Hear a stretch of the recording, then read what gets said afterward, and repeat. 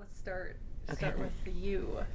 I've been working in fabric collage only for the past 3 years, but I've been a fiber artist for much longer than that. So prior to that, I've been making canvas bags that I sell at art fairs around Minnesota for about 10 years. And before that, I was a fashion designer for about 20 some years. Wow. So fabric has always been my medium. When was that? When did you transition from this like three-dimensional, taking this medium to the 3D to 2D? That's a really good question, because I've actually, from my early days of like studying in art school where we got to try all different mediums, I've always been attracted to 3D. And in fact, this is the first time I've ever done anything 2D, other than I am a graphic designer. So, I think I work at 2D in that way. I know. I know. This is the first time. You're like just I'm a newbie, and I'm in my early 60s. So it just goes to show that that you can always start a new chapter. Yeah. So I've loved all the different things I've done over the years, working in fashion, making my bags.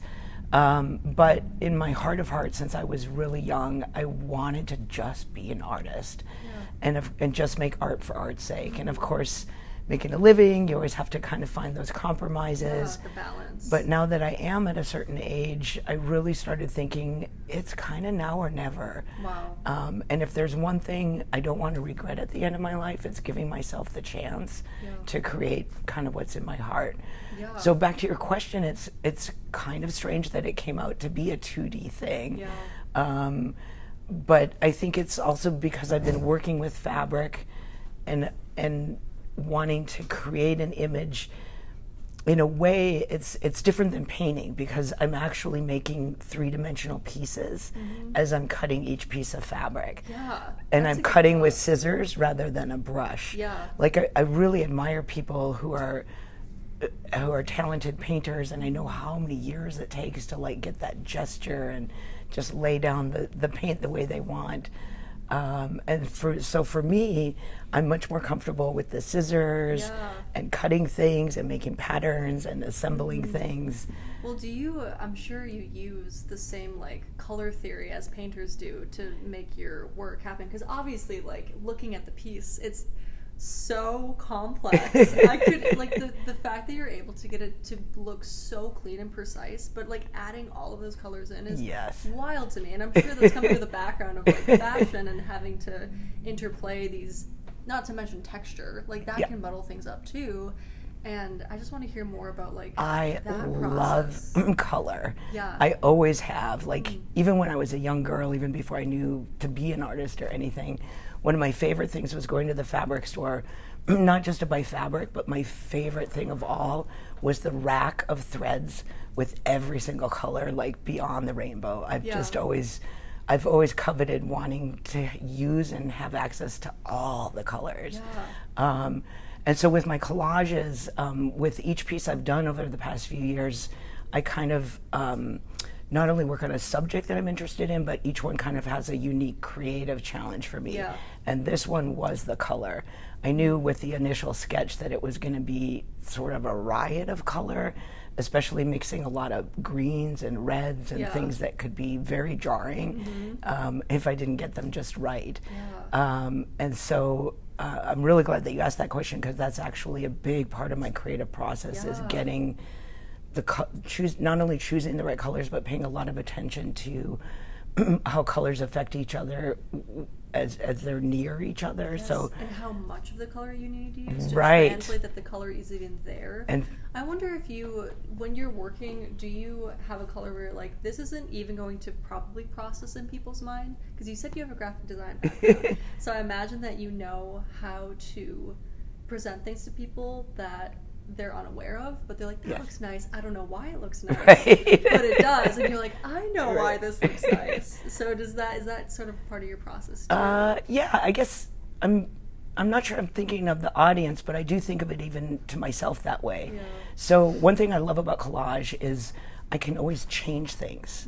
So a lot of times when I'm working on a certain section, I might not be 100% sure if I'm going down the right path with a certain color or combinations, but I don't worry about it, because I know if I step back and just look at it and just let my intuition guide me. The things that aren't working will just stand out. Yeah. And so I'll actually use tweezers and carefully pull those pieces of fabric out and use them as a pattern to recut it in a different color, slip it back in, and I end up redoing a lot of my process is redoing work. Okay. And this mink, I redid that thing from small sections to huge sections. Like I redid all the water at least 3 times. Wow. I did the whole mink body completely twice. Do you have process photos of that? I do, yes. Oh my God. And even like the nose on the mink was really, really hard. I probably made 10 different noses. Oh my goodness. Because it kept looking too cartoony. Sure. It was too bulbous. It was too bright. It was, but again, I don't let that, I think when people maybe from the outside look at artists, they just see the finished work and they think, oh, that's amazing. How do they do that? I could never do it. And the honest thing is I kind of just, I start and I adjust and I keep making steps in progress as I go along, but I don't freak out if my mink has a cartoon nose. It's okay. I know I can fix it. Yeah. And I just tell myself just trust the process and I don't mind again, because this isn't like a job. If I have to make 10 noses, I make 10 noses, and then I'm finally happy. It's whatever it takes is what it's going to take, and it's all going to be worth it in the end. I think that's a really interesting take, because I think like a lot of artists, first of all, don't know when to stop. You know what I mean? Like when do I stop making the nose? Like when am I fully satisfied with it? And it's cool that you are able to like calm yourself and be like, it's okay. Yeah. If it's not going to be exactly how I want it to be. I think that's a really hard skill to have as an artist. But it's really cool to start out rough and then just trust yourself, trust the process. I think that your vision will come together. Yeah. The way I know how to stop, and the thing that I'm looking for in all of my pieces, is I'm very intrigued by this sense of illusion where when you're a few feet away from it, it looks like a painting, the image comes together as a whole. It's not a photo, but it looks somewhat realistic. But as you get closer, it sort of fragments and you can see all the pieces, but also you can just intuitively, whether you've even if you've never made a collage or work with fabric, you can just see the process. Yes. And I love being able to invite people into my work in that way. And just, you know, our world is so inundated with images flashing everywhere that I want people to be intrigued enough to come in closer and understand and get a sense of the human that was behind this and the hands that made this. Well, it's also super interesting that you're like your subject matter. It's a moment. It's a moment that you've subjected and like taken and was like, this is the moment, and it's those flashing moments. And when you look at nature, you're like, oh, it's so beautiful. It's so beautiful. That. And I was listening to your audio tour, and your intention with like the splashing in the water, like it must be that specific thing, rather than just being like, it's it's this mink across the water. Good, fine, put it down, I love it, great. The colors are wonderful, good. Like there's so much intention behind it, and I think that translates from what you're saying to the actual image. That is also a big part of my thought process when I'm deciding what to work on from the beginning. I'm very lucky and grateful to live on Park Point, and I'm actually on the bay side, and I'm tucked behind Herding Island, so I'm in just such a special place because I see otters, and just last night I saw a beaver at dusk. I went outside to watch the sunset, and I have this little chair that I sit in, and I got myself all settled in the chair, and I looked up, and there was this big animal. It was big. Yeah. I'm like, what is that? And I looked for a second, and I could realize it was a beaver. It was chewing on some dogwood. I watched it for a little bit, and then it swam away. And so those are a lot of times in my day-to-day life, I see these amazing things, but I'm not a photographer. I don't have a telephoto lens. You know, I take photos with my camera like everybody does, but I can't capture the fleeting moments of what I really see with photography. So they go into my imagination, and that is what I'm trying to show in my work, is not just a particular animal, but the whole situation, the habitat, the lighting, the what are they? Why is he running? And what's going on here? Such an amazing job. I love it. And back to your point of like, it's not a photograph, it's not a painting. You want people to be invited in to take a moment with it. And I think it's really interesting because when you were dropping off, we had people come in and they like to pre-look, like a little sneak peek of it. And they go, every single one went, and they would look up, they go, and they'd be like, oh my gosh, this is sewn together, like this is fabric. And we're like, yeah. And like, at that moment I was like, wow, like this is something really, really special. Like it's really special. And you're taking this medium that, like you said, you use bags, and it's very functional, a functional material, and you're making it into this like sort of capturing moment. And I think it's beautiful. Thank you. Thank you. Yeah.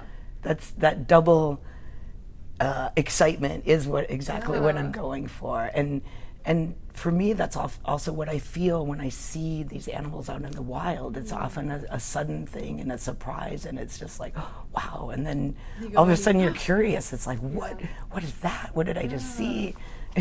Wow. I love. See, this is why I love learning more about each. I wish we could do it with every single one of the artists in here, because it's just enlightening. Like you're able to really dig deep in it. But I have to ask, how long did it take you to make that work?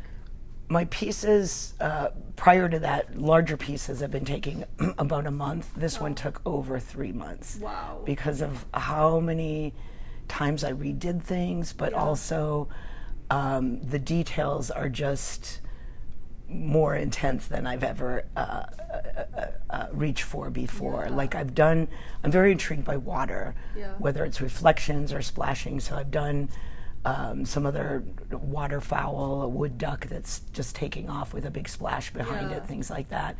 But this one has all the things. It's got the splash is kind of the movement of the animal, but if you look underneath, especially in the foreground, mixed in kind of in the shadows of some of the leaves, there's little reflections of the leaves on the water.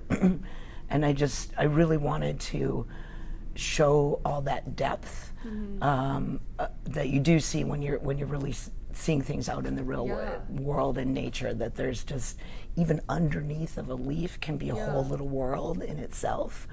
And because this is a larger scale piece, I was hoping that even these little smaller sections, actually as I was working on a certain reflection or a shadow under a leaf, I would be thinking, I hope people take a moment to like not just look at the mink, but look over here. This is really beautiful, this little piece right here. You've done such, like every single thing in the piece gets a moment. Exactly. Like, and it's packed with moments. Yes, and it's packed. It's like, yes, and it's so hard to, you want to be like, it calls for your attention. And I think that's like, just like why it's so unique is that usually with these wildlife paintings or fiber works or compositions, you like to like assume the subject. You like to be like, that's the subject, okay, perfect, I know what it is, bye. Like, I'm leaving. But you've done a really good job of even the lower half of it.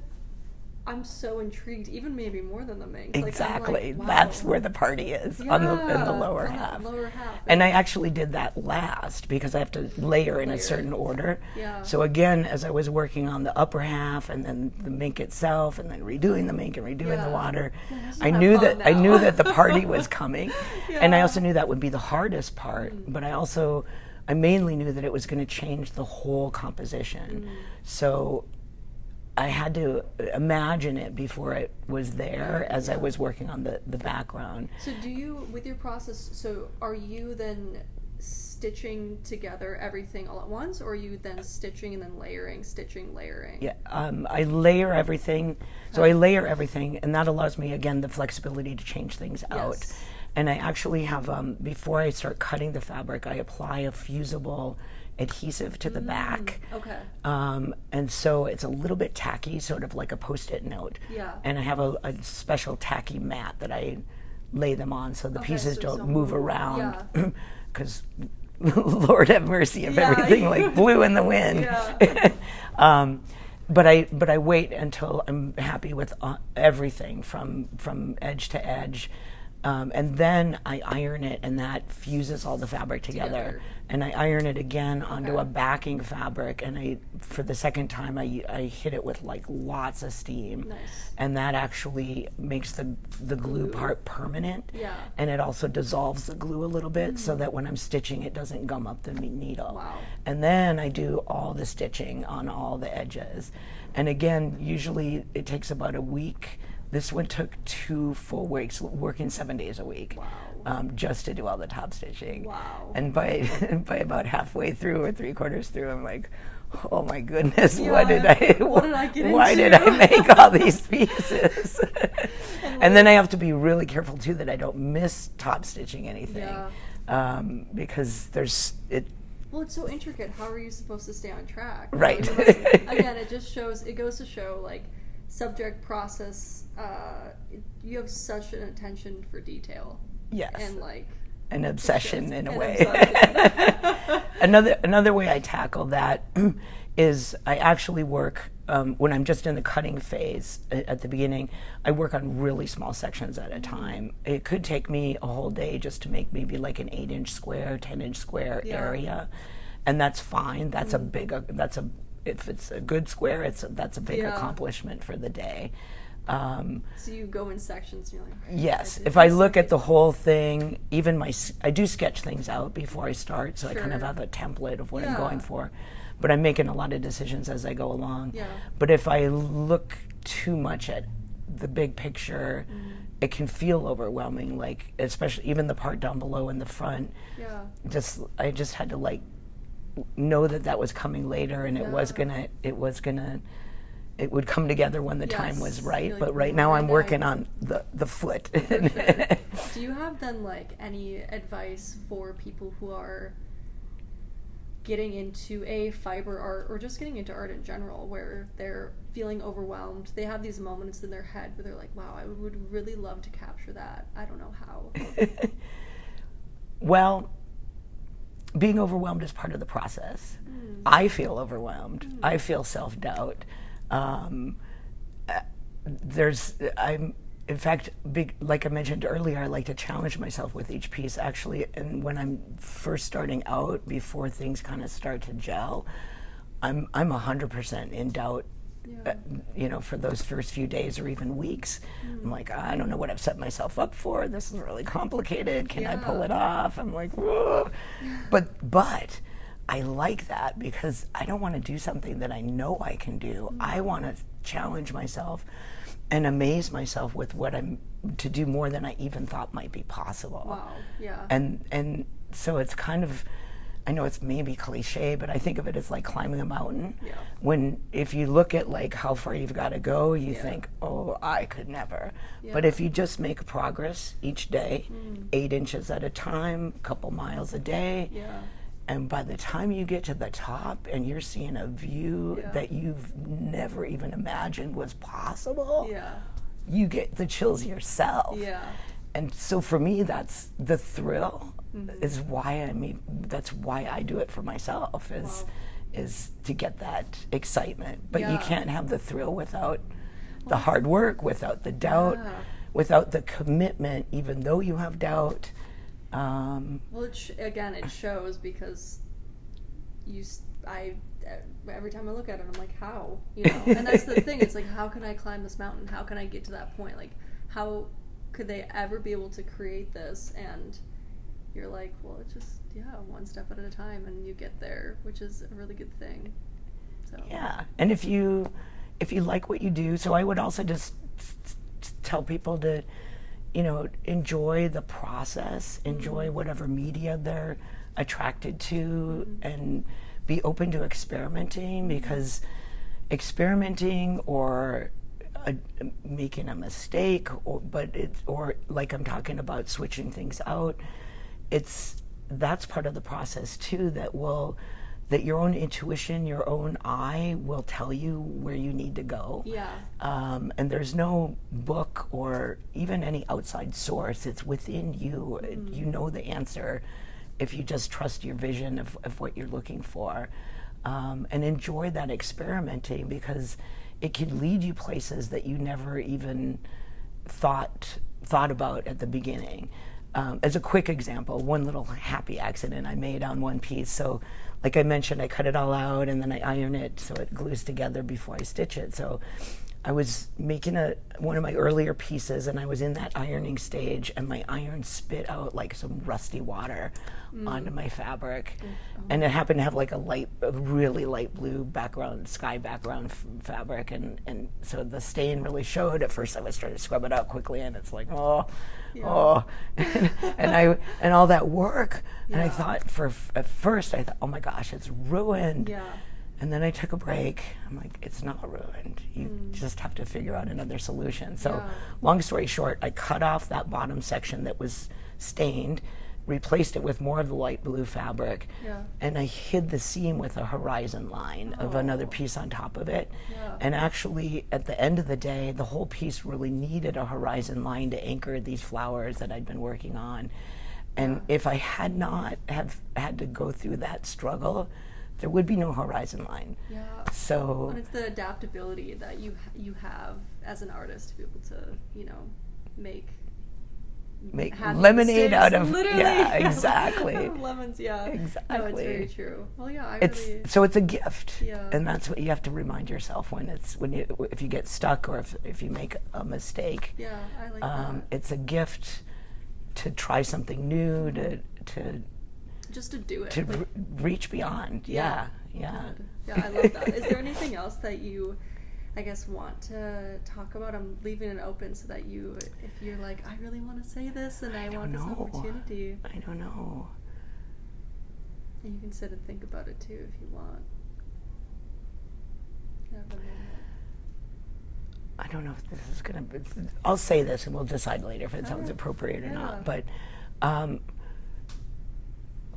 I mentioned at the beginning that I've wanted to create art since I was really a child, and then through college, etc., and had to make practical choices to have creative jobs. But now I'm really diving into making art for art's sake. And I just want to be real about that. I am still trying to support myself financially. So that might be a hurdle that other people have too. They might look at other artists and think that's a luxury of time to even do that. So one of the things that's helped me over the years is I've been able to apply for and receive some grants that have helped me along the way.